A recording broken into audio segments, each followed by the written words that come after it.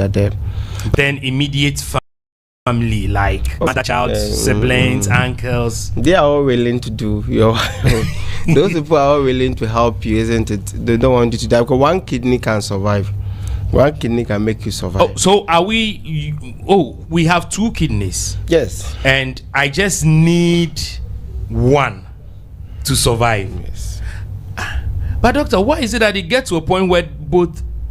Okay, doctor, tell me, will I be able to know I'm functioning on just one? I was trying to draw your mind there because it's important to know. Before we say you should go for organ transplant, it means that you have bilateral issues mostly. So we have 2 kidneys. One is functioning for us now. They all function at the same time. But can one live on if one? If one is not functioning, one can compensate and work. You get it. But effectively, you live long. Doc, I have a friend who lost his life and through kidney failure. I asked him what caused it, and he said he didn't know. But then from the few investigations from the doctors who were on him, checking up on him, they said his kidneys were weak even when he was born. His kidneys have not been working well ever since he was born. How old was your friend? He died at 29. Okay. Very pathetic. So why didn't they detect it early? Here comes. They don't do medical checkups in the country. So we blame individuals for not doing medical checkups. We blame the country itself. It's expensive. We are not planning for our health. But doc, it's expensive. It could have been cheaper, isn't it? Yes. But imagine if I can do certain screenings for free. I can go to villages and donate drugs for free with my hospital. Doc, then before I end this marathon, you need to do free one here for me. For people coming in here. I'll do. Thank you. I'll do. So people watching me, Doc is going to do a free health screening for those of you who be coming in here. Thank you. So let's continue. Okay. So that's it. Importantly, we have to always look at the lives first. You see, it's health. It's paramount. So if politics should stay away from health, if I should have power to do that, I will do and go. I'm not a president, but if I can tell someone that they should put health as a paramount and it's not supposed to be related to any ministry or any politics, it will help. Why? Because the health of people dying, when you look at the cases of death, some of them, they are not supposed to. People are not supposed to die like that. And it's not the fault of the doctors. Because when you see one doctor or 2 doctors at an emergency against 50 doctors, 50 patients coming with ambulance, how will you cope? Unless so most people pop within 24 hours. And people have been dying of CVA, secondary to hypertension, and default in taking their medication. Okay. So especially, like I was trying to explain, those people who have, alarming high BP must see doctors regularly or get the BP apparatus. And when you see, you check it. When you check it and realize that, no, my BP is not going down, accept it. And then see a specialist or a cardiologist or a doctor to place you on a drug and see. Because high blood pressure is one of the key factors that is causing. Can it be cured? High blood pressure or managed? Short-term regulation of blood pressure. That is, your body physiologically does it. That is autonomic nervous system. So you can't. The long-term renin-angiotensin aldosterone system, which is causing the hypertension. So it needs to be managed. It has to be managed. Hey, dog, but a lot of adverts on radio. This medicine can cure high blood pressure. Can cure hypertension, can cure stroke, can cure all the diseases in the It's not true. Oh, no doubt. But they must prove to you as individuals, you patients, you must be educated enough. In UK, when you're giving a medication to a patient, why are you giving me this medication? Tell me why. I'm not taking antibiotic. No, my body is okay. because they read more about it. But you go to the hospital, they open your vein, they start pumping drug inside. I've been watching patients. I want to ask them, why don't you ask nurses and doctors, what are you doing to me?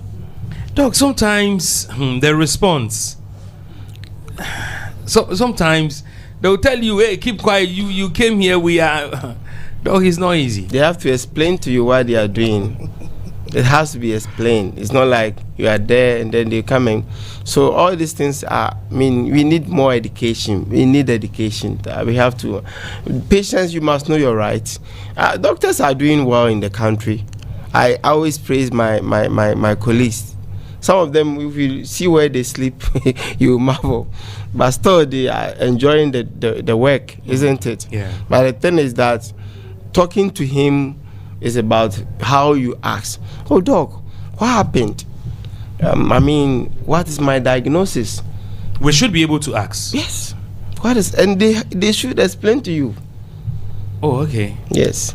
The doctor is supposed to explain to me. He must. In simple terms, yes, how I would understand. Okay. All right. Mr. Emmanuel, I'm sorry for what happened last night. You were rushed to the emergency. Your BP was high and you couldn't respond well. And we monitored it for several hours. And then after giving you this medication, your BP dropped. And then you came back consciously.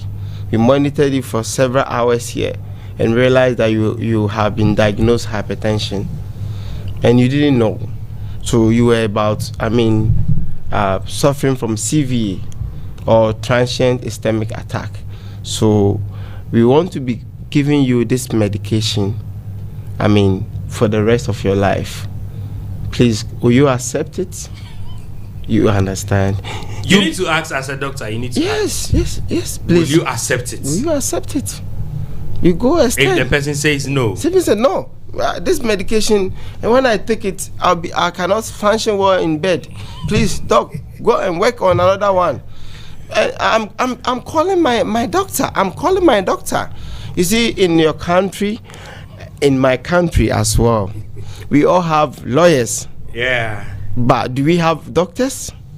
Have you ever thought about that what's saving your life, you don't have it, but you prefer to be protected by law? Why do you want to do crime?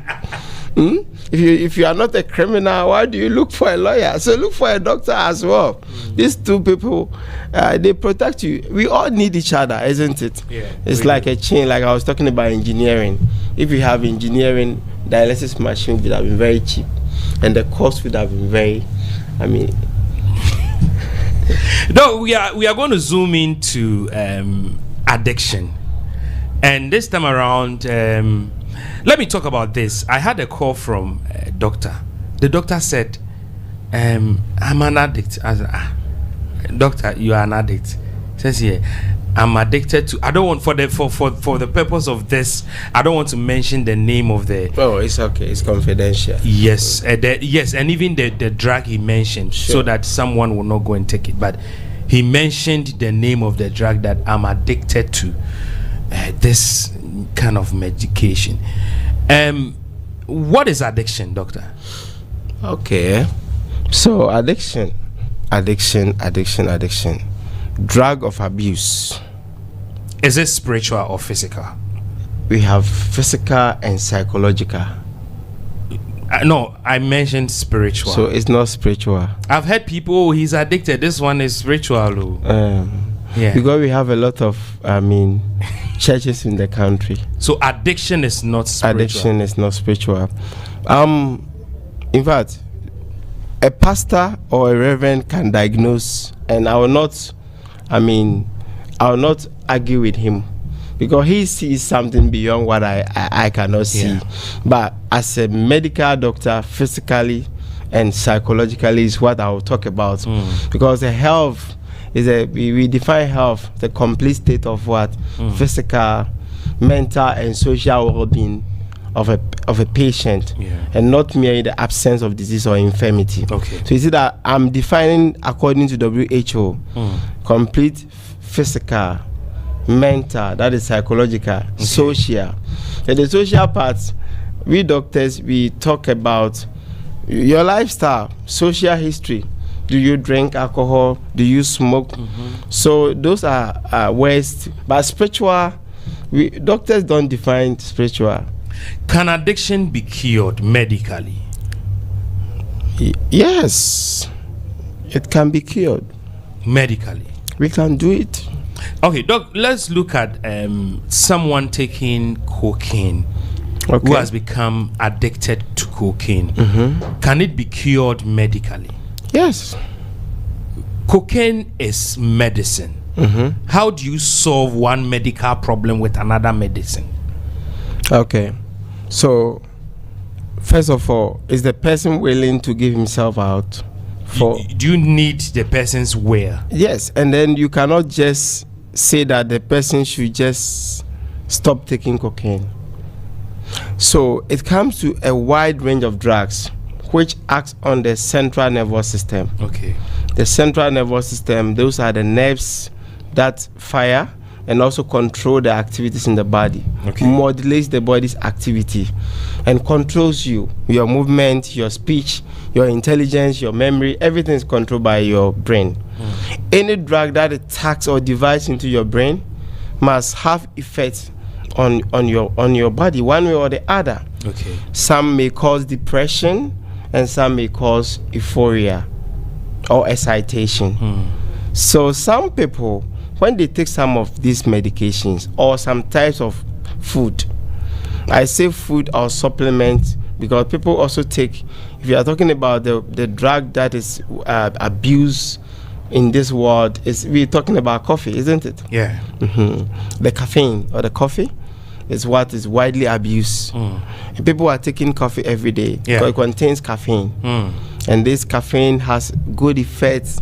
And then people have increasing the sympathetic, so you have pleasure to work. Yeah. People also smoke so that they also increase adrenaline so they can also work. Are you getting what I mean? Yeah. So they do this for a purpose. Some drugs like cocaine, as you're talking about, is also in the central nervous system.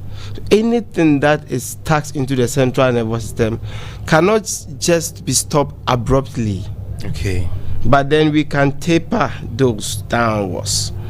If the person was taking 20 milligrams, you can maintain 20 milligrams for 2 weeks, come down to 18, and then you add detox. Some vitamins help removing these drugs, increasing nerve functioning, promoting muscles. These are works beyond the book. But it happens. People have been cured from taking addiction. So when someone is addicted to cocaine, for instance, rehabilitation centers don't work well for them? I think rehabilitation centers should be the place that they should do their work to cure. I don't think it means that you need to monitor the person's intake. Yes. Let the person still continue taking that cocaine or crack cocaine, but then you reduce the dosage. Cocaine is derived from a neurotransmitter called norepinephrine. Okay. Norepinephrine is a neurotransmitter released from the adrenergic nerves, which bind to beta 1 receptor and alpha 1 receptor, increasing the heart rates and then your blood pressure for you to be active. Okay. So people are taking this, and there are neurotransmitters produced in the body.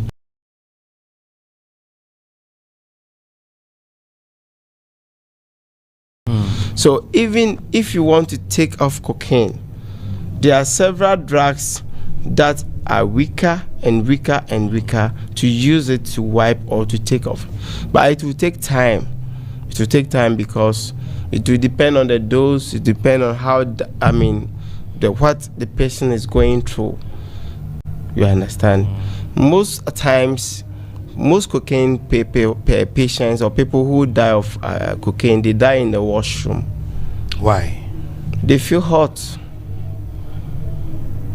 neurotransmitter norepinephrine It works in a fashion, and then people begin to sweat, feel hot in their. I mean, we call it hyperthermia. Okay. And they usually go to the washroom.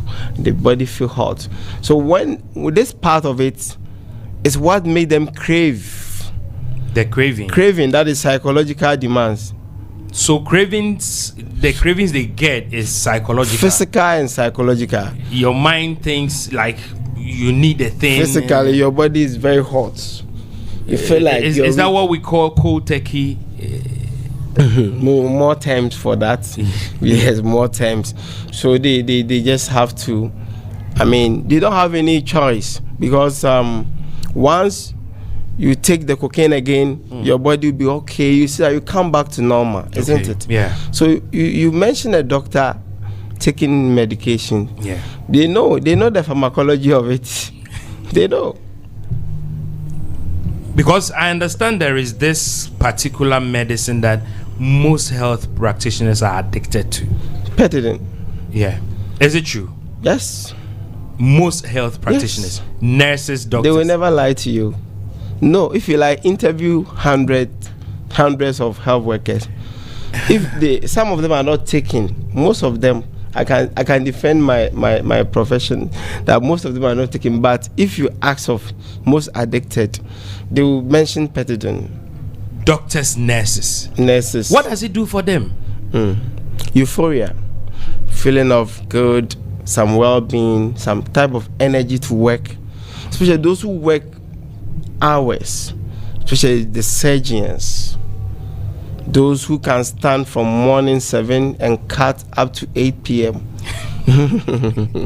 Cutting marathon.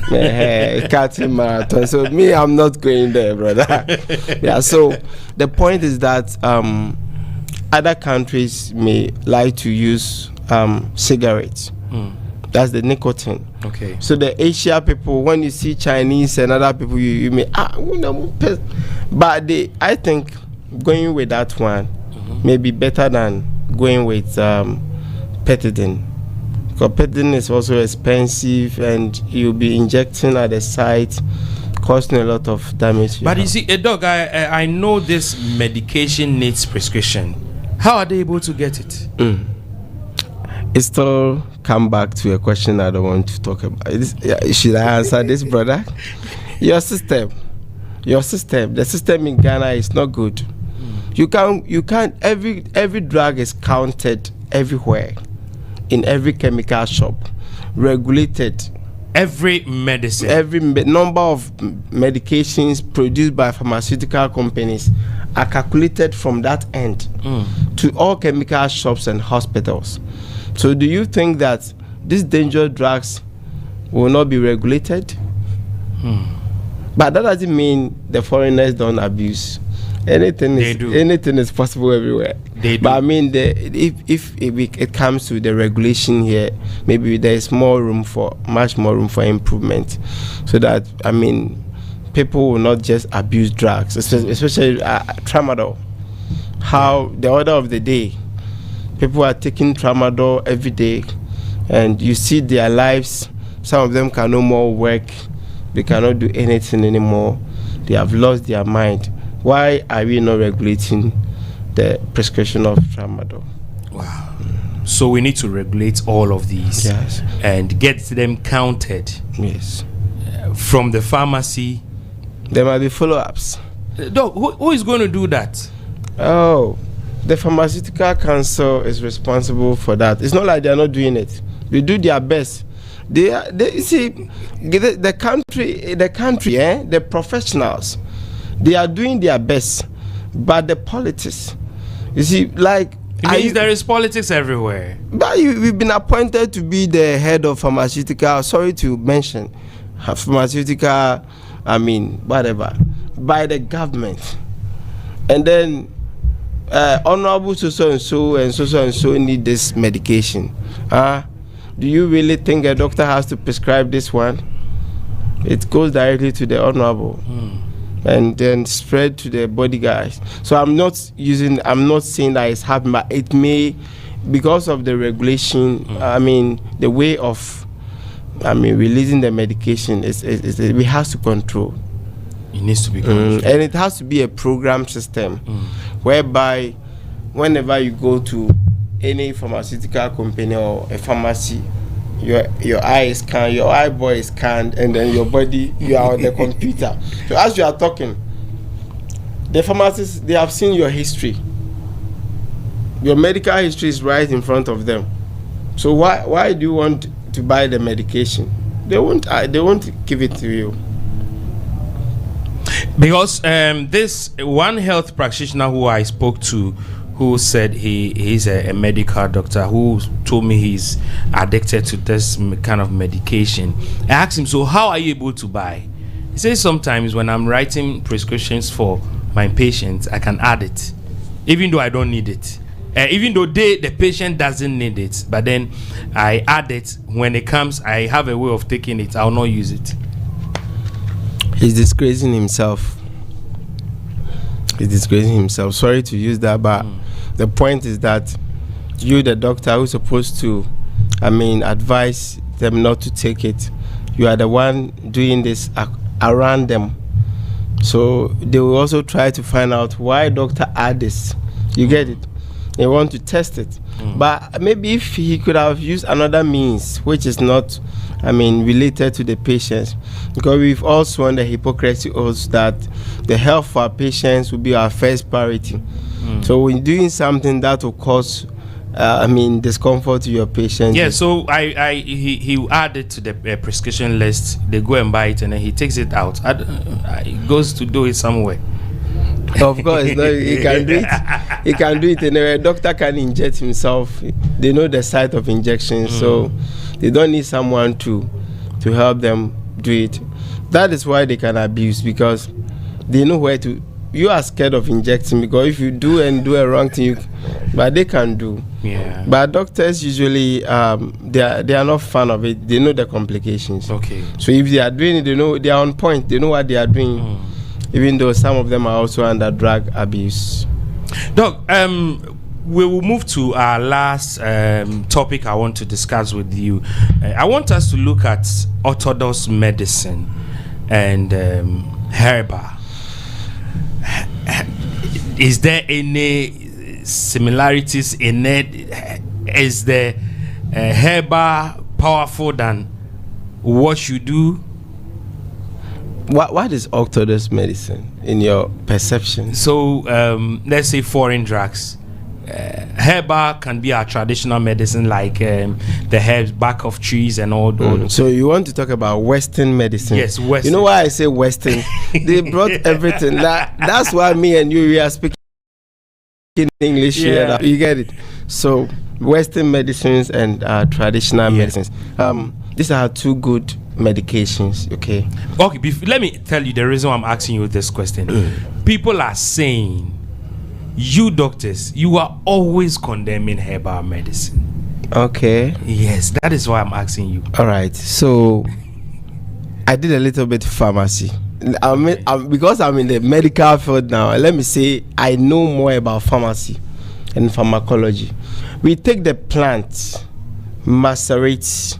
When I say maceration, we are extracting medicaments from the plant using a method called chromatography. I hope you have heard about this. Yeah. Chemistry. Yeah. So that we extract every chemical in the leaf. So you'll be able to extract acetaminophen, which is para. Okay. You can form another medication. Let's say aspirin is the prototype of almost all the painkillers. So we look at aspirin from where we extracted it and then manufacture. So we know that herb, from the etiology of medicine, was from plants and animal sources. Okay. So when your sheep was in pain and you saw the sheep taking a particular leaf, the pain subsided. So you decided to check it up. Okay. And you applied on the dog and it worked.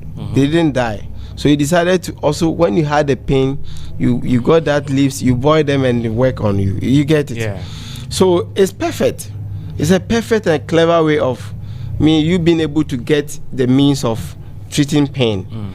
But then let's say that we've been able to now know what is inside the leaf that can reduce the pain. We've been able to extract that. Do you need to still go and take the leaf again? No. Yes, you don't need it, because there are 10 chemicals in that leaf. Even though it was able to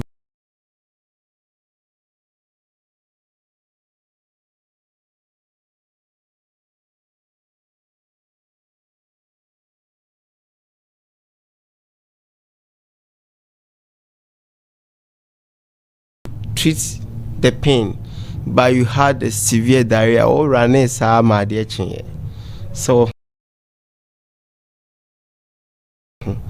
inti na bibi wo. Okay. Inti the Western medicine, what I'm saying is, now our medicine, they've been able to extract the medicaments, and then they are specific, on point, to bind to some certain receptors and stop some conditions in your body. So we don't condemn the herbal medicine. Some herbs, they contain only some few natural products which are good, like tea. You get it, tea leaves. But it's not advisable to take a plant that you don't know what's inside. Because here in Africa, Ghana, people, oh, my mother told me this leaf, oh, that when you have this headache, get 3 of them, you get your ginger, you boil, you get 1 glass, and you are good to go. That's sharp. Because your mother did it and lived over 120 years. Yes. So you are very specific about it. Just that you doctors don't entertain those things. Because we don't want our patient to have complications and come back.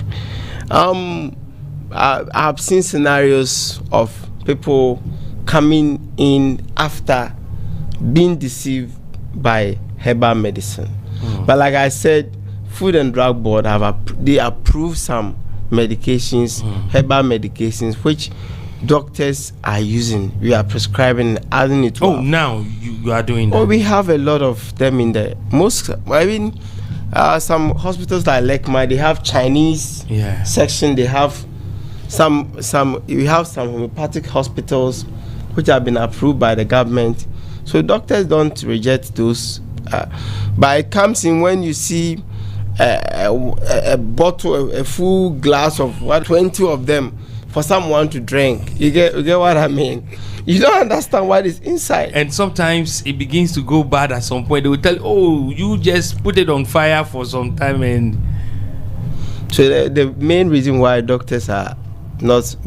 doctors are not happy with most of these herbs, like you give your liver a lot of I mean, it must be regulated by the Food and Drug Association. Okay. It shouldn't be like you just take it and you don't know what it is. Doc, what is self-medication? What is that? Self-medication? Taking medication without a doctor's prescription.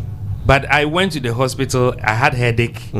I was feeling cold, and I met Dr. Henry. He said, I did some tests, and doctor wrote this one. And 6 months time, I'm having the same feeling. Doc, I go to buy the medicine, because when I come to you, give me this same medicine. So why are you saying it's self-medication? Okay, so we are not against it, but you have headache, you have bitterness in your mouth, abdominal pain, and chills. We have differential diagnosis. When I say differential diagnosis, different types of conditions that can cause that. So in our differential diagnosis, we diagnose malaria, enteric fever. Maybe we added some other conditions to it, like UTI or gastroenteritis. So you go to the lab, then one of them tested positive. Let's say malaria. So we give you anti-malaria medication. So after 6 months, you felt the same thing, but it was typhoid. So you went for the same medication that the doctor prescribed for you. Yeah, I'm having the same symptoms. It didn't work for you because you didn't go there to look for the cause, the main diagnosis. Okay. Yes. Because doc, sometimes it works so. Yes, it works. I know when I came, you gave me this, that for okay, so I buy again and it works. Then doctors will come and back and tell you this is self-medication. You are supposed to come because when it comes to treatment or when it comes to symptoms of various sickness and diseases, some of the symptoms are similar. Is that the case? Yes. So docs, we don't object it, but like I said, what is the problem of having your personal doctor? Doc, this is what is happening. Please, can you help me? Sometimes some minor things can be done on phone with your doctor. Okay. It's not like every time you should come to the hospital and pay consultation fee. Okay. So people are avoiding consultation because they don't even have money to pay their. Yeah. So what I can say is, if we can introduce free consultation at some point. Okay. Free consultation at some point. So okay. That people can feel free. Free consultation. Wow. Yes, doctors are available so that you can just help you get your medication. And you'll be fine. It's not every condition that you have to pay consultation. Doc, here in Ghana, is it expensive to visit the hospital? Is it expensive? Because talking about self-medication, a lot of people do this because they feel it's expensive. You've been to a lot of countries. Doc, is it expensive here? The difference is like people have, protocols of treatment in other countries. Like I have some UK friends. They say, "Oh, when I go to UK, everything is free. Why should I buy it in Ghana?" You get it? So it means they have policies there, even though it's being deducted from their salaries, which is helping them to treat their condition. They don't see. Yeah. But in Ghana, you have to use the little you have to go and buy medication, and that wouldn't help you. After buying medication, there is no food to eat. So I'm also, in favor of the patients in that way. If you have a policy that will help, even though we introduce the National Health Insurance, how does it work? Does it work well? So sometimes it works. Yeah, sometimes it works very effective, but sometimes too. So you think there should be more intervention from government? They should register the National Health Insurance. And because sometimes service providers are also not happy about the insurance. No, yes, some hospitals and health facilities, they end up saying when we accept these cards and it's time for government to pay us back, it becomes a problem. So some people reject the card and tell you, okay, your card can take care of this ABC, this one you have to pay for these services. Yes. One is 4 Ghana cedis, one is 220. The 220 is not covered by National Health Insurance. Okay. The 4 Ghana cedis is covered, but the 220 is better, but they work in the same fashion. So they give you the 4 Ghana cedis. I'm not saying that they are doing the wrong thing, but that's what you can afford. And they don't want to invest 220 Ghana cedis into a lot of people, and you take about 8 months before they claim their money. And that money will even come like 3 months money. 5 months will be outstanding. So okay, Doc, there is this question I wanted to ask, but it escaped me. About, we were talking about working on a patient and you need to do something urgently, that you had to consult someone. Doc, in situation where someone is rushed to your hospital by the best as a whole stranger to your hospital, the person needs blood transfusion urgently. The stranger who brought the person left. You are trying to save the situation. Would you go ahead to do that? Yes, you have to. Even if you to the extent that if your boss will fire you, have to do as a doctor. Saving life is a pleasure. Doc, is it done here in Ghana? Like, if it's me, I will do. Because, Doc, we've seen situations. I can do that. We've seen situations where you take someone to the hospital. They will tell you, go for card and come. Go for card. Go and take the card and come. So there should be emergency protocols. The patient comes in dying. Of course, the person even left and the patient is unconscious. You call for help, ABC. D, if D is important, add. Save life first. So the patient is able to talk and the patient is rich. You can get your money back. If the patient is not rich, God will bless you. Yes. So you don't agree with those who do that? Like, yes, I believe in giving. Okay. You give and take. It will help. When you give, getting it comes in from God. Maybe from another helper. Okay, doctor, thank you so much for joining me. You're welcome. Yeah, You're welcome. And I think this time I have to take a bathroom break. I'll be back again.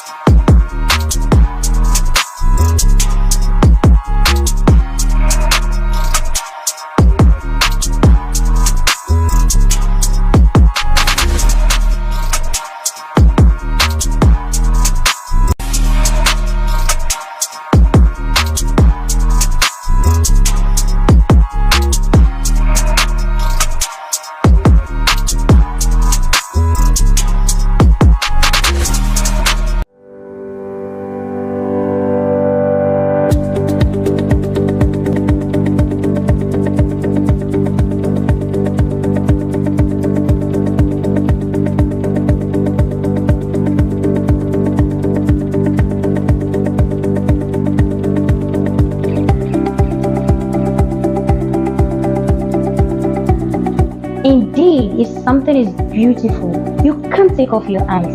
Baby Village is a multi-purpose and event center which comes with a bar,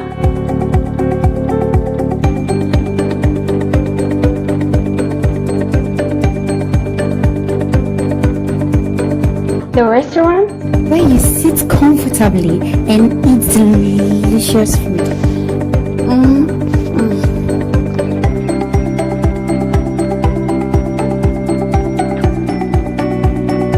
their conference hall, capacity of 100 to 150 people.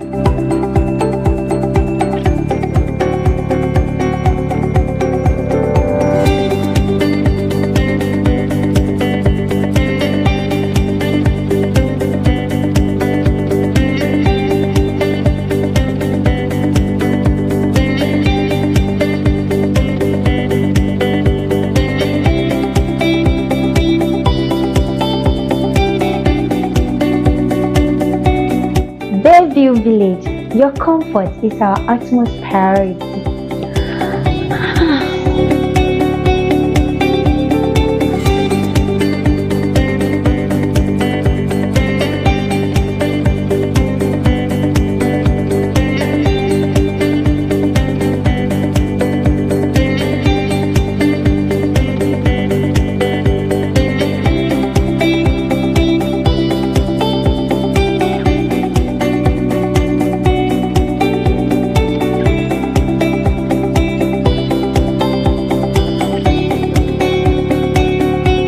At Bayview Village, you see them and they give you a warmly welcome. You can locate us in the heart of Accra, Atomic Junction, Legon, Hacho Road.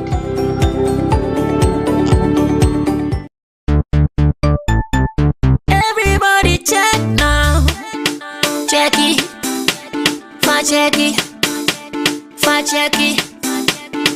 Check it. The beat is real. Don't wait, make it kill ya. Get your green select glucometer and check it. Sugar level, check it, check it. Fa check it, check it. Fa check it, fa check it, check it, check it. Green select glucometer. Fa check it, fa check it, check it, check it. Put sugar level, fa check it, fa check it, check it, check it. Fa check it, fa check it, check it, check it. Green select glucometer. Everybody check now. This advert has been vetted and approved by the FDA. Everybody check now. Jackie, fa Jackie, fa Jackie, Jackie. The beat is real. Don't wait, make it kill ya. Get your green select glucometer and check it. Sugar level, check it, fa Jackie, fa Jackie, fa Jackie, green select glucometer. Fa Jackie, check it. Push sugar level, fa Jackie, fa Jackie, fa Jackie, green select glucometer. Everybody check now. This advert has been vetted and approved by the FDA. Everybody check now. Jackie. Hi, my name is Shara. I work for IRC, and we've been organizing an event called All Systems Go Africa in Accra, Ghana. And for the live streaming and video capturing of our event, we work together with Range Media GH, and it has been a real pleasure working with them. They're absolute professionals, work world class, so we thank them for their work. It has been a pleasure. Thank you.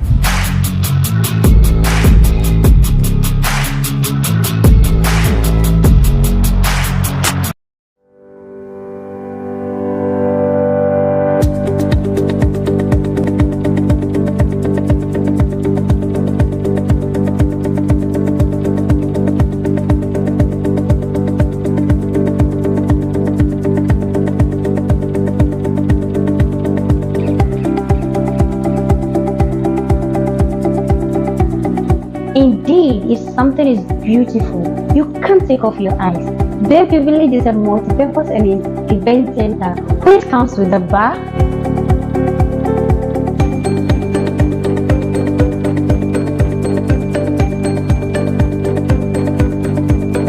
the restaurant, where you sit comfortably and eat delicious food.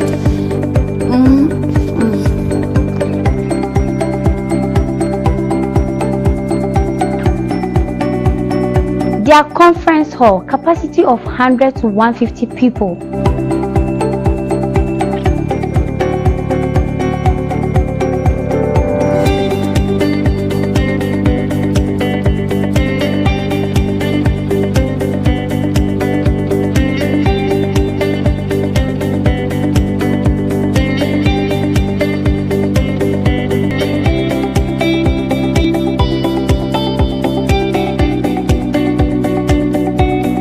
Bayview Village, your comfort is our utmost priority.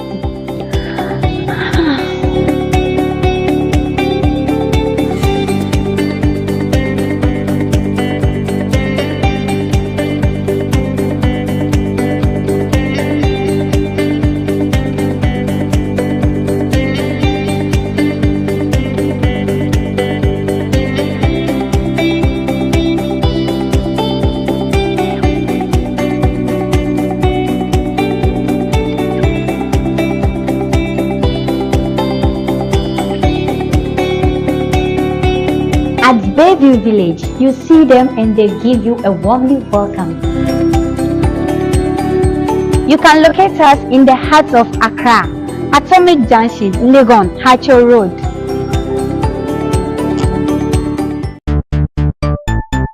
Everybody check now. Jackie, fa Jackie, fa Jackie, Jackie. The beat is real. Don't wait, make it kill ya.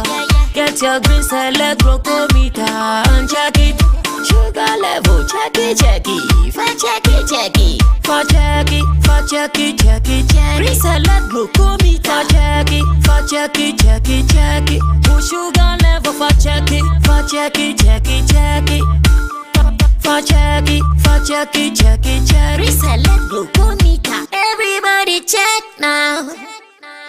This advert has been vetted and approved by the FDA. Hi, my name is Shara. I work for IRC, and we've been organizing an event called All Systems Go Africa in Accra, Ghana.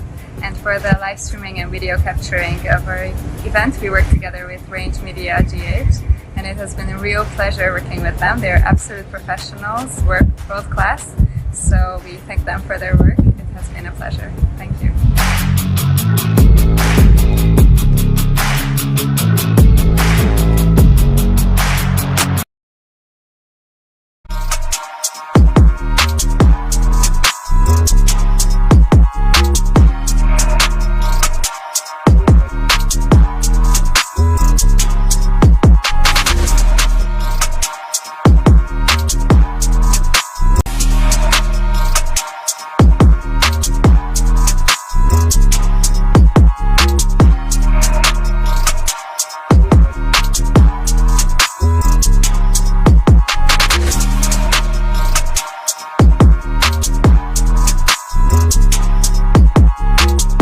We are good to go. Hi, my name is Abeko Adri Santana. In this modern era of information communication technology, anytime you need professional live digital video audio streaming agency, reach out for the best, the most professional Range Media. Range Media. Big shout out to my brother Paco Range. He's been phenomenal, very consistent, producing high quality, high definition audio visual streaming services. So any event, if you want to stream your event and you want it as crystal clear, like you're watching DSTV or watching CNN or watching the international, video high quality, reach out to Range Media. Paco Rich, you and your team, come on, beyond the sky, keep flying. Everybody check now. Check it. Check it. Check it. Check it. The beat is real. Don't wait, make it kill ya. Get your green select glucometer and check it. Sugar level, check it. Check it. Check it. Check it. Check it. Check it. Check it. Green select glucometer. Check it. Check it. Check it. Check it. Put sugar level. Check it. Check it. Check it. Check it. Check it. Check it. Check it. Check it. Select glucometer. Everybody check now. This advert has been vetted and approved by the FDA. Hi, my name is Shara. I work for IRC, and we've been organizing an event called All Systems Go Africa in Accra, Ghana. And for the live streaming and video capturing of our event, we work together with Range Media GH, and it has been a real pleasure working with them. They're absolute professionals, work world class, so we thank them for their work. It has been a pleasure. Thank you.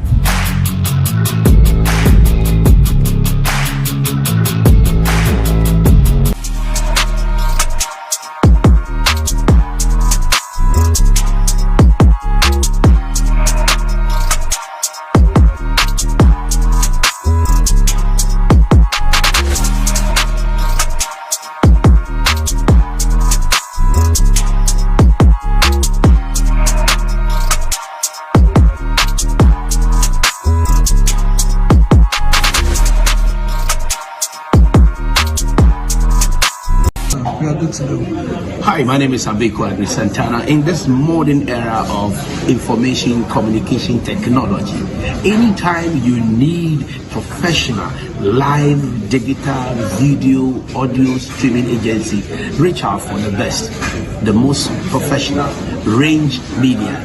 Range Media. Big shout out to my brother Paco Range.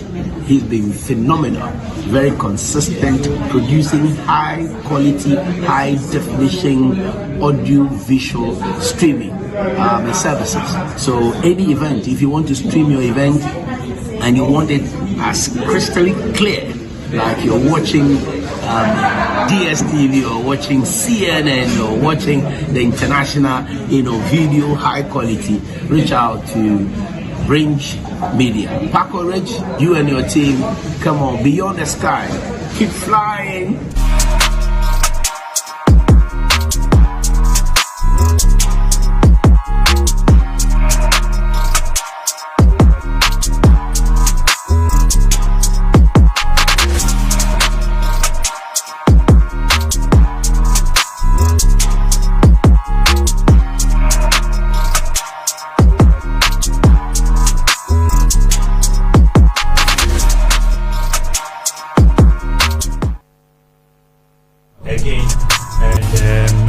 Another guest seated here. Charlie, how are you? I'm fine. Okay, so for the purpose of this record attempt, I want you to introduce yourself to us. Okay, my name is Isaac Kasongo, shortly known as Ike or Director Ike. Okay. I am a movie director, producer, story writer, editor, cameraman, and let's say director of photography as well too. Oh, so you are a movie director? Yes, please. Have you directed any movie here in Ghana? Oh, a lot of movies. Can you give me some of the list of movies you've directed?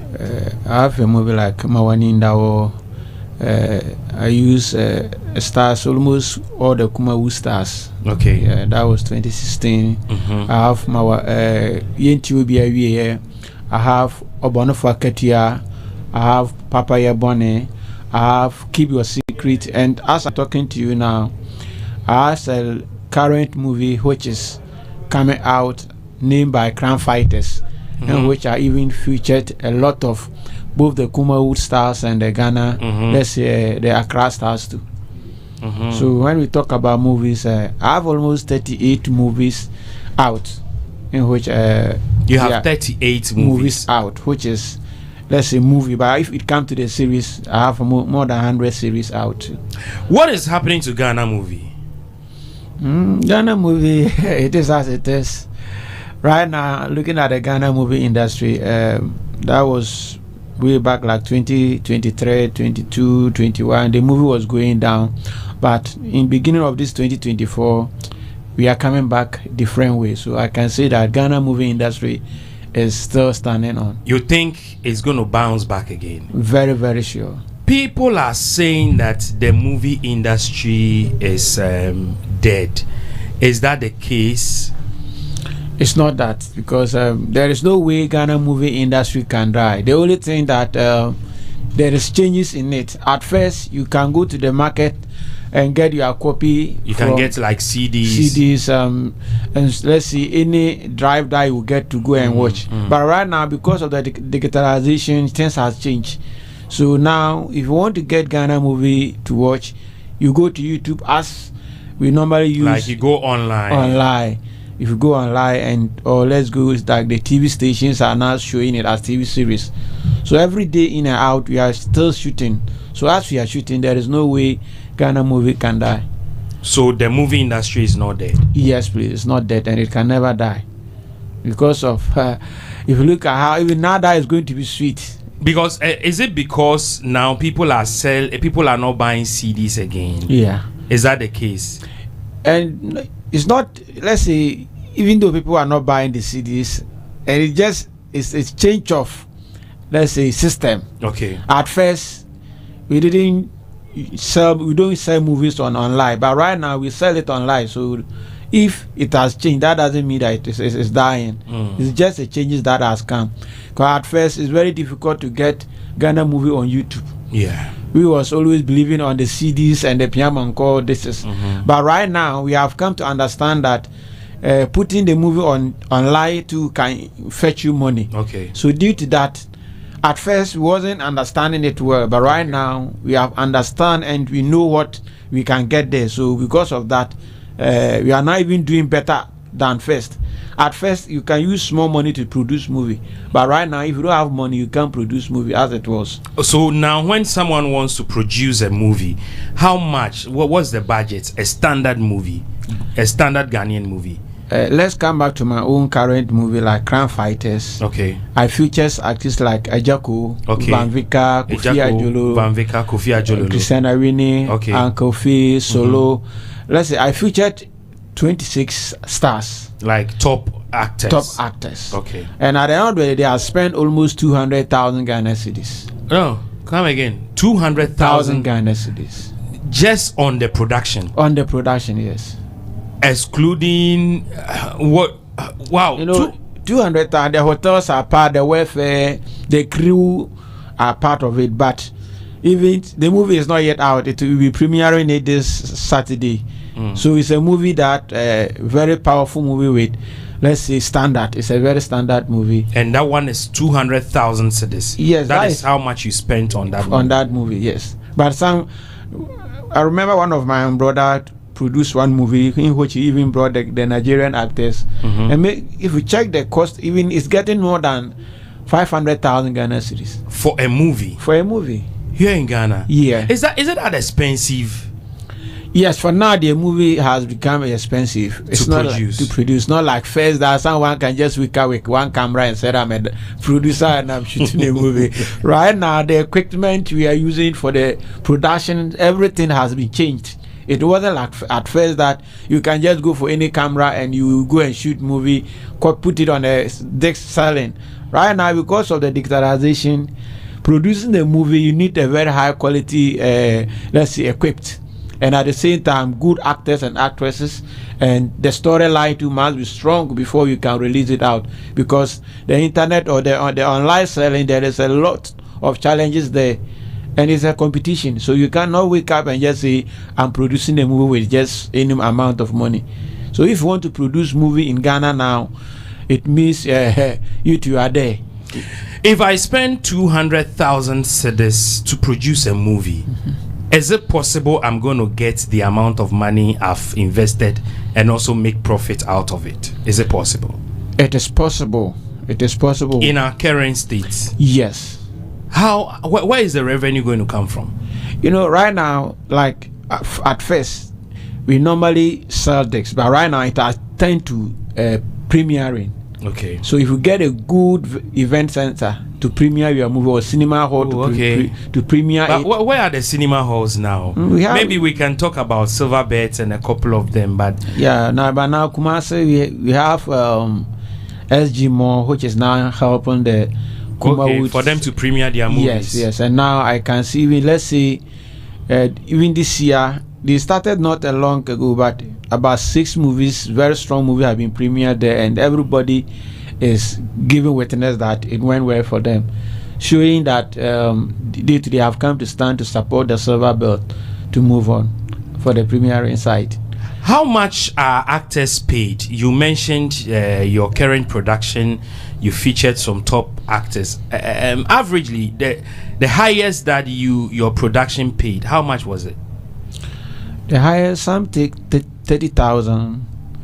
30,000? Yes. Okay. Some to take 10,000, 15,000, and let's see. The least your production. The least is that is 5,000. 5,000. Yes, please. Wow, for a movie. For that is the stars. Okay, so the top people, the highest is taking like 30,000, and then the lowest took 5,000. Yes, please. Yes, and that one, it is not fixed prices for them. Okay. Most of them, we have some of the characters that maybe you being a director, you started with them from root before, so you know them. You know them. So when they are coming to your work, they cannot charge you as they are going out. But if you are outside director, I have some of the artists that I casted them in my movie, in which if they go outside, they take 50,000 for a movie. But because of the relationship between them and I, that is why they're able to take 30,000 and downwards. Okay. And after that, at first you can just pick any camera to shoot a movie. And now even the camera, we use about 3 cameras for the set. For a production? The production. Okay. And we use, that was 15 days for the shoot. Okay. And the 3 cameras, renting them, each camera costs 500 for a day. Wow. Times 3, times 15 days. So sometimes the equipment alone, that is only the camera side. The lighting is not part. That is the sound side. Talking about the editors, let's see, the crew as whole. So looking at it, if you want a quality and standard movie, you shouldn't just think of any amount at all. To what happens to production crew? Are they paid well? Production crew, let's say, I can say they are not paying well.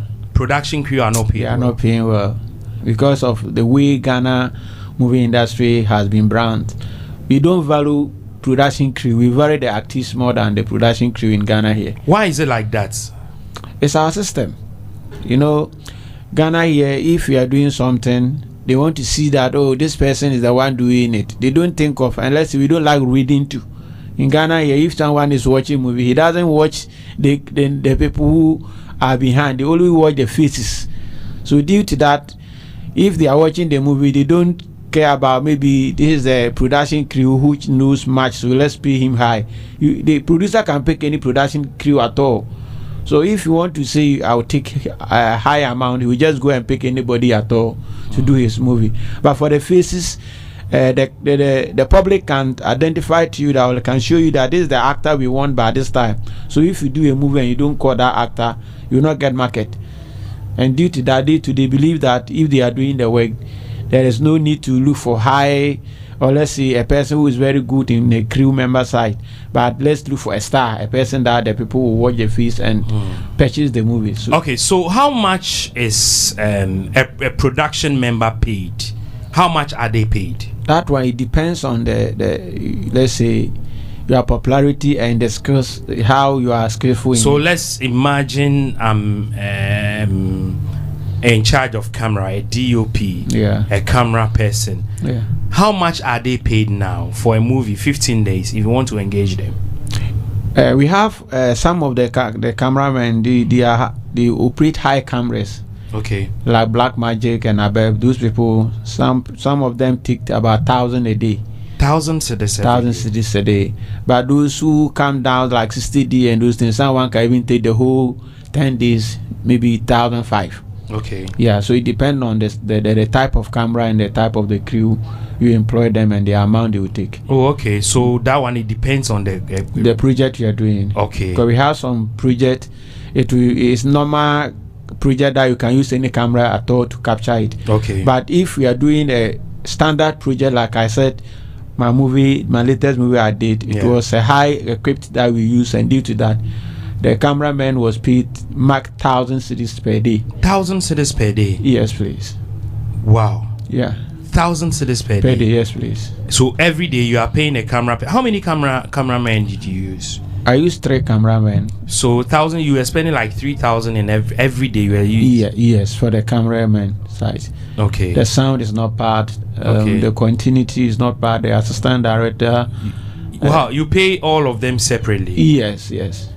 This one, I like my own like this. I feel I invited Frankie Fitgarben, director to assist me, and Sam Power to assist me. So they was being an assistant directors to me, as me being a main director. Okay. So then they have amount they will take, and the continuity man has what he will take. The set designer, the makeup artist, the props. So every crew member has the amount he takes. Wow. Yeah.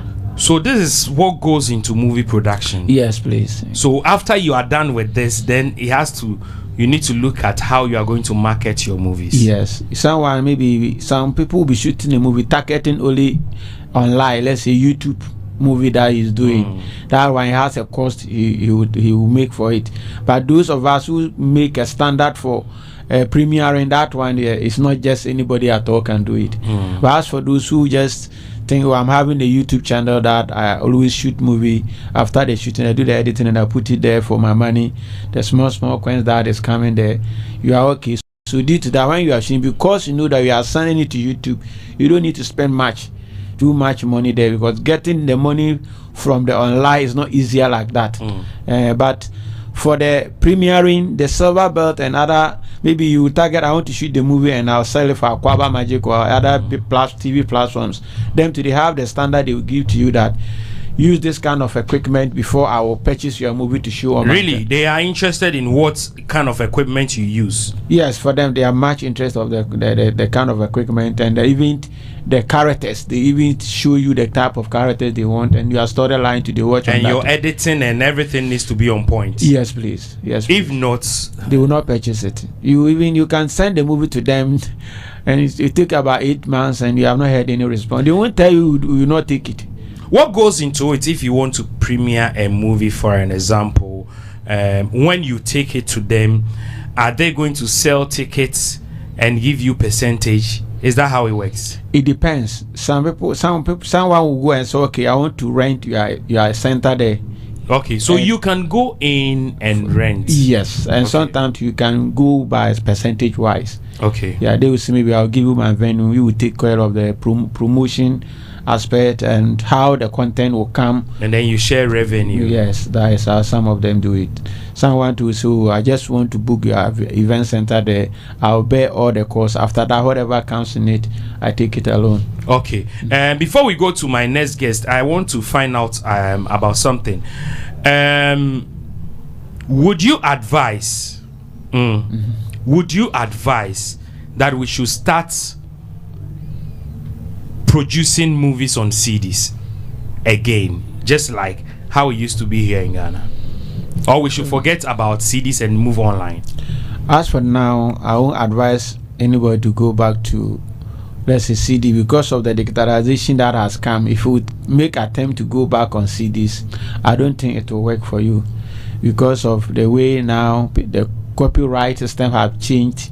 if you want to do, I think we should focus, and the government should come in to help us to give us more cinema centers in which we can premiere our movies. Okay. Because if we get more cinema centers, and let's say the cinema centers will bring down their costs and their terms and conditions for us to be able to afford, I think that one will be the best.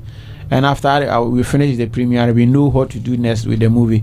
And most of the TV stations in Ghana today should also help us to promote our local movies here. Because looking at the channels in Ghana here, most of them are now promoting the foreign movies more than Ghanaian movies. Why is it so?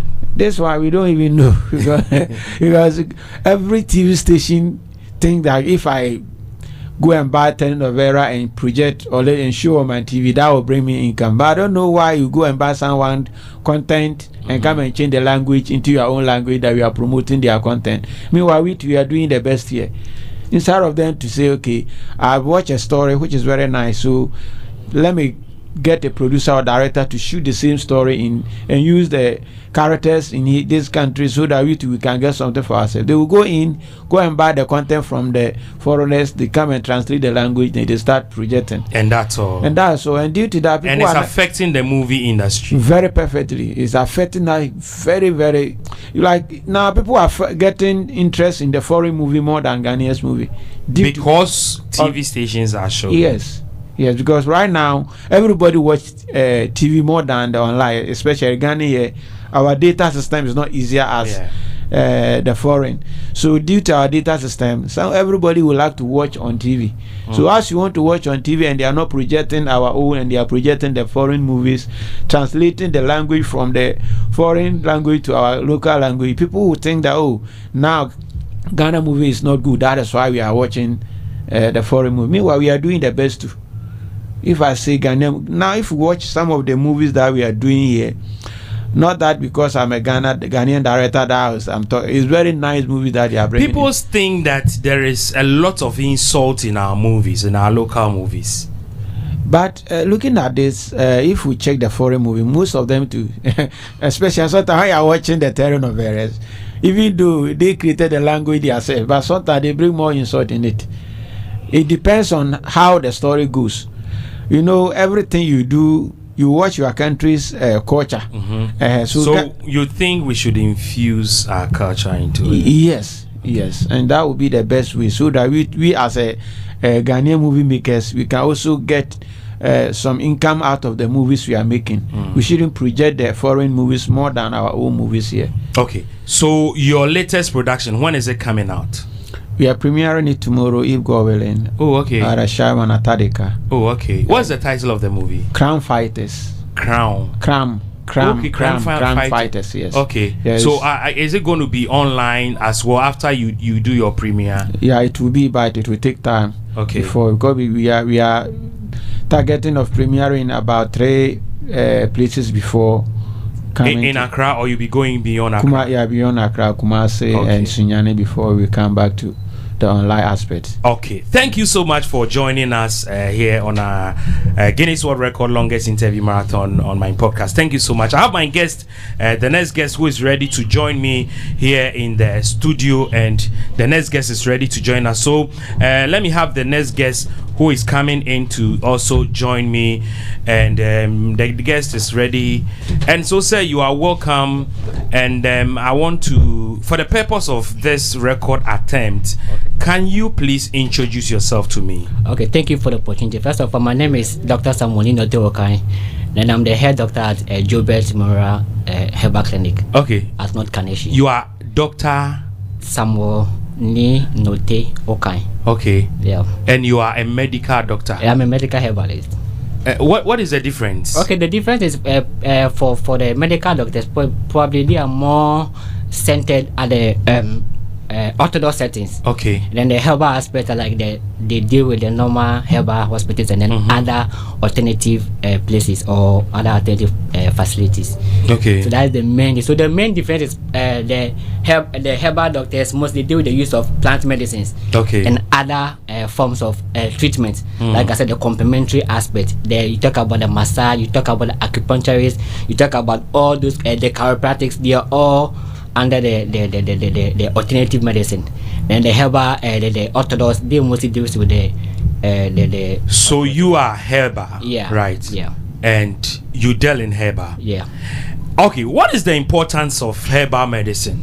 Well, that is at least you realize that from our setting as Africans or as black people, we realize that herbal medicine is part of our living. You know, if you look at ancient time to now, herbal medicine has been the main goal for treatment, at least for all forms of medicines. For example, if you look at at least there are several categories when it comes to use of herbal medicine. For example, if you go to or if you come to Ghana here, we're doing the use of the traditional medicine. If you go to China, they believe in the use of the traditional Chinese medicine. If you go to India, they believe in the use of the Ayurveda medicine. So you realize that almost all of these this form of medicine, they all point towards a particular goal, and that goal is to make sure that there's a holistic approach when it comes to treatment. So, for example, if you come to Ghana here, we're doing the use of the traditional medicine, and even the traditional medicine, there are a whole lot of categories. You get a point. What are some of the categories? Yeah, so the category there, for example, if you go to the traditional settings, we have those who deals with the use of those who use the psychic aspect. Probably, for example, maybe you go to somebody who just use some form of medium that you know not even understand, like chant. Like chant. Some people can even, they believe that they can even take your disease from the body. They can just put it in the wall or put it somewhere. That is another form of their treatment. Others also believe that they can use minerals to treat people. And then there's another aspect that also believe that they can also use only herbal medicine or the use of plant medicine to treat diseases. So basically, when it comes to the traditional medicine, there are a whole lot of groups under the traditional medicine.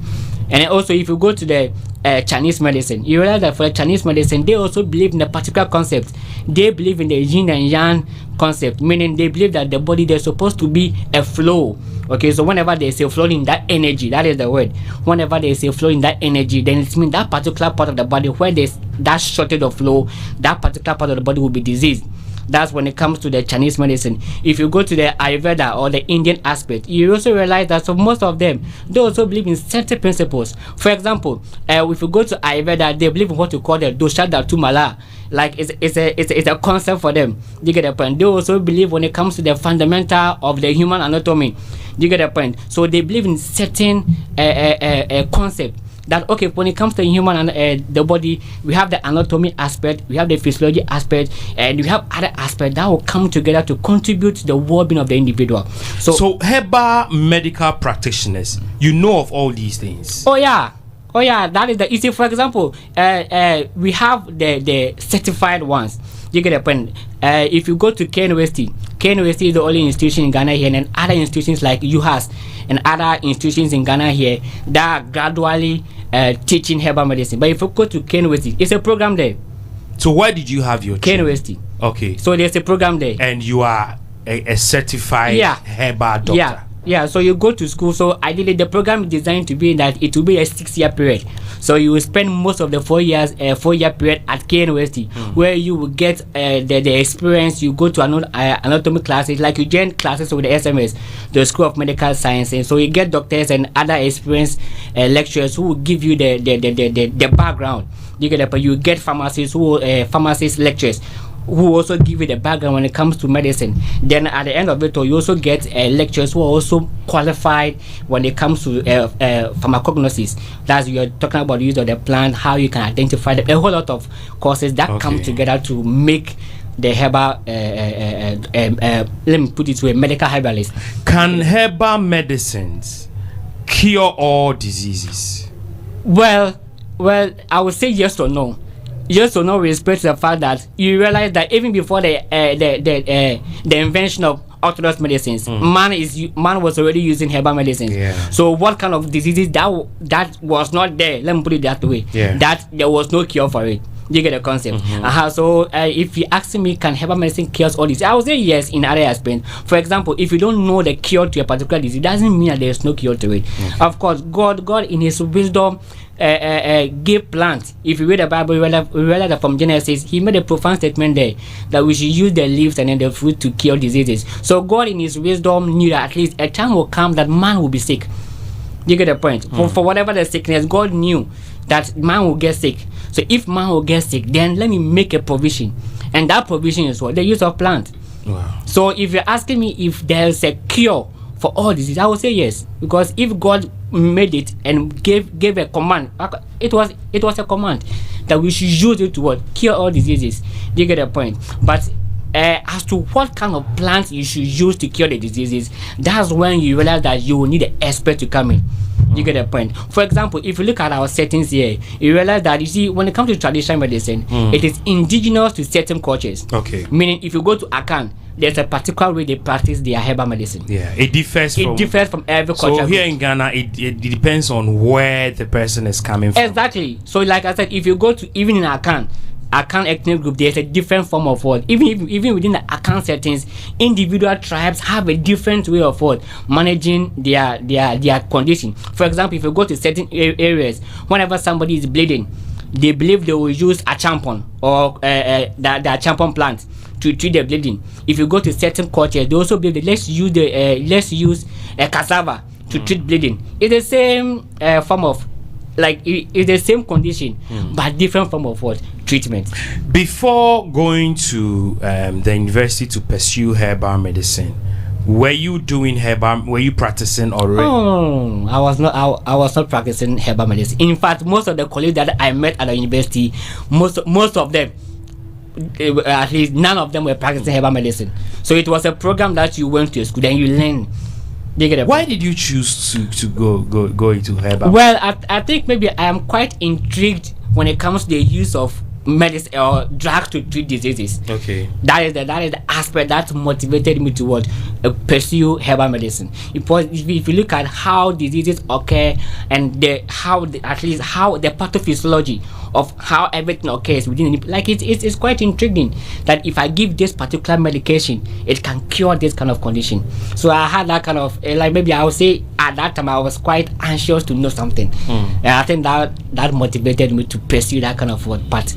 They get a point. And if I talk to my colleagues, you also realize that most of those had that kind of same or similar vision, just to pursue that program.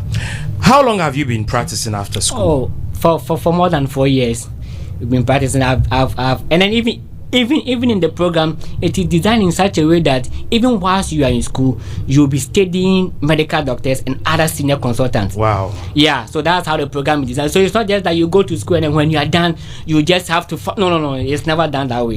In fact, there are other categories that, like I said, the other group within the traditional setting. In fact, if you go to the Traditional Medicine Practice Council, they are all under the Ministry of Health. Okay. Even under the Ministry of Health, there are certain, there are various branches that authorize the use of plant medicine. Okay. So if you go to the Ministry of Health, the TPMC, according to Act 575, is one of the acts that was passed by Parliament. So they are the authority or the regulatory body that have to look at certifying herbal practitioners. You get it? And then they also have other aspects. The GAFTRAM, they also believe in other, though they are all under the same umbrella, but they also have other category of members. So if you look at other people, in fact, most of those in the GAFTRAM part, in fact, they are the majority, because KNUST is like later, the later aspect that KNUST introduced the herbal program. Even before then, most of our fathers and grandfathers and things, they were already practicing the use of herbal medicine. Do you get the point? So we coming in as certified herbal doctors. For us, we had the privilege to go to school and then get the requisite knowledge, understand the human anatomy, understand the human physiology, understand what they need or how you should even take medication. So the main difference between those of us who have gone to school and those who have not been to school, you realize that there's one man who said something in the late 1500s. His name was Paracelsus. He said something, and then that is one misconception that has created a whole lot of problem. And then if you, it's true. If you look at a medical setting, you realize that the orthodox medicine is thriving now, all because a particular thing that probably took into consideration, and that is the dose. Do you get the point? So if you look at that man, he said that all drugs or substances are poison. It is the dose that will differentiate a remedy from a poison. Yes, so because example, I was coming to the dosage. Yeah. People have this kind of perception that herbal medicine practitioners like yourself, they have issues with your dosage. Yeah, so So that was the point, and that is the main argument within the health sector, because you realize that when it comes to the orthodox, let me make quite a distinct clarity here. You realize that in the orthodox settings, okay, in fact, if you go to hospitals, you realize that almost all the essential emergency drugs, they are all from plants. At least about 40% of them, they'll be derived from a plant base. You get the point? And then they are from plant, but they are used according to a particular dose. Okay. You get the point? So if you look at that aspect, they are regulated according to the dose. But if you look at the other traditional aspect, that kind of idea is not there. You get the point? And then even in the plant medicine, so you realize that it is not only one compound that is causing or bringing about the effect. So sometimes it's very, very difficult for the traditional practitioners to also monitor the dose. You get it? And I rather you also realize that there has been a whole lot of studies coming up right now that people are gradually trying to know the dose response ratio. And also, one major aspect is that before you can even come out with a particular dose, sometimes you need to do a whole lot of clinical trials. Okay. So you can't just come out and say, oh, this dose can treat this. No. Why is it that herbal medicines here in Ghana, one bottle, they will tell you it can cure malaria, typhoid, tuberculosis, gonorrhea, everything. In fact, it can cure everything. Why is it like that? You see, that's what I'm saying. That first of all, when I was speaking, I realized that the practice is ingenious to certain cultures. And then you realize that if you pick a plant or a mixture, let me call that way, or a decoction that they've prepared, in the plant contains a whole lot of metabolites. And these metabolites will cause the action or the effect in the body. Do you get the point? Yeah. So if one plant can contain like hundreds of metabolites, and all these metabolites can perform different activities, meaning they can treat different. Do you get the point? So there's no plant that can perform one single action. So I think that's maybe let me say they are being smart and then capitalizing on that aspect to treat everything, because the plant doesn't contain one metabolite that treats only one disease. It doesn't happen that way. There is a major problem here in Ghana, not just in Ghana but across the world. Yeah. The cure for HIV/AIDS. Herbal medicine practitioners, you are always telling us that you can cure. Is it true that herbal medicine can cure HIV/AIDS? Well, that's a tough question. But initially, when I was making my submission, I said that God, in His knowledge, created plants, and then in the creation of God, or in the thought of God, probably He realized that a time will come that HIV/AIDS will come. You get the point? Or maybe a particular disease will come.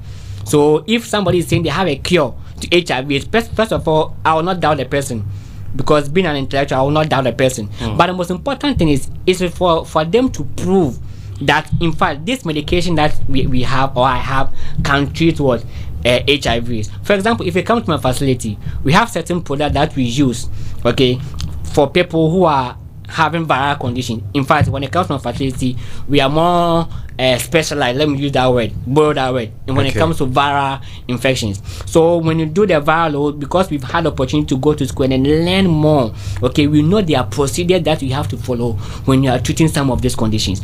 So if I get a patient who is HIV negative, positive, or who have hepatitis, I know there are procedures that I have to follow. You get it? Because before that's the treatment, I don't have to give the medication to a person and accurate. You need to know the viral load. Yes, you need to know the viral load. You need to know if, for example, the person has HIV. You even need to understand the CD4 count. In fact, you even need to understand, are there any other factors contributing to maybe immunosuppression in the person. You get the point? So if somebody comes out with a product that this product can cure HIV/AIDS, first of all, you need to do toxicology studies. In fact, you need to take it to certain recognized institutions like Center for Plant Medicine. I had opportunity to work there around 2021. So I know what goes on there. If you take a product there, they'll do a whole lot of phytochemical screening there Okay, meaning they will take the product through a whole lot of series that they will be able to understand what is even in that product that will cause that effect that you claim that it does. After establishing certain factors in that, first of all, then they also push it to the toxicology department. That's when they will study, okay, this product that you brought, okay, can it cause a particular effect or does it cause a harm to the body? So there are processes that you go through, and then from there, that's where you have to move what we call the clinical trials, and that's where most of the problem is, because the process that you have to go through to get that stage, or even the process alone is very, very expensive. Clinical trials is very, very expensive. Okay, so if you are not well equipped, if you are not well resourced, you can't even go to that phase. You get the point? So I think that's major challenge that if you're asking me, they can cure HIV/AIDS. In fact, it's possible. But why do you think a president of Ghana would want to travel all the way from Ghana to Russia to India for treatment when we have some of you around? You think they don't trust in your practice? Yeah, I understand. Well, first of all, let me chip in something. You realize that during the COVID-19 pandemic, the president came out and then he openly told us what you are supposed to eat and what you are supposed to do. Oh yeah, it's fact. He came out and he said we should eat the dawa, we should take in the mahogany and then the whole lot of stuff. That's the president of the land. You get the point? So whatever issue or whatever the scenario or the situation, they believe there's a cure for it. But sometimes if you look at our health sector, okay, we are very deficient in a whole lot of equipment or instrument. So probably the kind of condition that they have, it will merit him or her or maybe the Minister of State to go outside to get that particular form of equipment to maybe manage them. You get the point? So they're going out. I don't think maybe they have malaria and they'll go outside to Germany to get malaria. It means that there are some of the sicknesses and diseases that you cannot cure, so they will need an external help. Then I'll be happy maybe they come out. Though that's their private matter. We can't talk. We can't talk about. But the concept, they should come out. Oh, okay. We've done our studies. We've realized that herbal medicine cannot treat. For example, let me make that point. Herbal medicine cannot treat cancer. We've done our studies. Can herbal medicine treat cancer? I've seen. In fact, I've seen someone who was having stage 4 stomach cancer. We gave him the product. The person is doing well. It's shocking. No, cancer, can it be cured? Cancer? Oh, of course. Yeah. If you ask me from my perspective, I believe it, because like I said, all forms of cancers.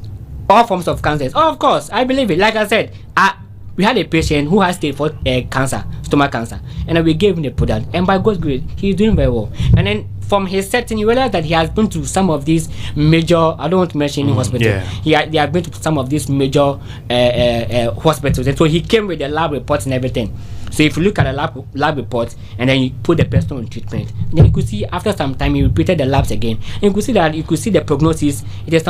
It's now good. And he said it was very bad. But it's not good. I had a client who had what you call non-Hodgkin lymphoma. Okay, it's a high grade. We had a client like that. He came. They sent even the client couldn't even come. So they took pictures. They blurred the face and everything, and they sent it to me. They added the report, everything. We gave the person our product that we believe has that anti-tumor abilities. Okay. We gave it to the man, and by God, in fact, those people with that kind of condition, they have swelling in the arms, they lose weight and a whole lot of stuff. Okay, and then we gave it to him after 1 month. I think if you look at the before and after, like it's a miracle. But it's not a miracle because that's the work of the plant. In case you are seriously sick yourself, there is an orthodox doctor standing by, a herbal doctor standing by. Okay. Which of them would you prefer to treat you?